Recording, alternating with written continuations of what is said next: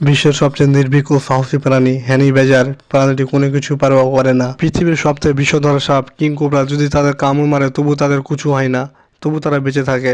তবে পাপ আদর্শের মতো সাপ কামড়ালে হানি ব্যাজার ঘন্টা দুয়েকের মতো বেশ হয়ে পড়ে। তবে নির্দিষ্ট সময় পর ঠিকই সে সচল হয়ে ওঠে ও স্বাভাবিকভাবে চলাফেরা করে। ছোট প্রাণী কীভাবে ভয়ানক এইসব বিষ প্রতিরোধ করে তার সঠিক উত্তর এখনও পাওয়া যায়নি। অনেকের ধারণা তাদের চামড়ার ধরন এমনই যে হয়তো সাপের বিষ ভালোভাবে তাদের শরীরে প্রবেশ করে না, যার ফলে বিশ্বে স্থায়ী বেশিক্ষণ থাকে না হানি বেজারের দেহে।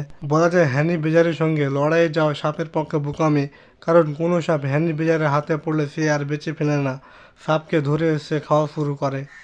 তীক্ষ্ণ ও ধারালো দাঁতের হানি বেজারে যখন কোনো প্রাণী শিকার করে তখন তার মনস্ক খেয়ে ফেলে।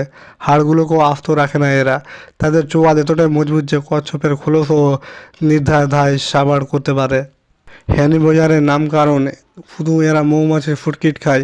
আফ্রিকান হ্যান্ডবিরের মতো ভয়াবহ মৌমাছি যারা কিলার বি নামে পরিচিত, তারাও কামড়ে হ্যানি বেজারকে পর্যস্ত করতে পারে না, কারণ পৃথিবীর কোনো ধরনের বিষ বা কোনো প্রাণী কামড়ে হ্যানি বেজারকে ক্ষতিগ্রস্ত করতে পারে না, এবং সাপের বিষও না।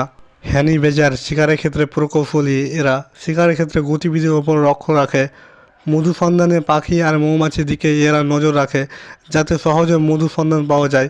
হ্যানি বেজারের হিংস্রতা মানে না সে মোটামুটি সব প্রাণীর শত্রু, তবে তার শত্রু রয়েছে, যেমন চিতাবাঘ ও সিংহ।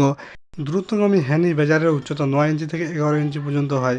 পুরুষ হ্যানি বেজারের ওজন 9 কেজি থেকে 16 কেজি পর্যন্ত হয় ও নারী হ্যানি বেজারের ওজন 5 কেজি থেকে 10 কেজি পর্যন্ত হয়। মাত্র কয়েক মিনিটের মধ্যে তারা মাটির নিচে গর্ত খুঁড়ে ফেলে। এদের বস্তি সাধারণত আফ্রিকা ও মধ্যপ্রাচ্য ও ভারতে।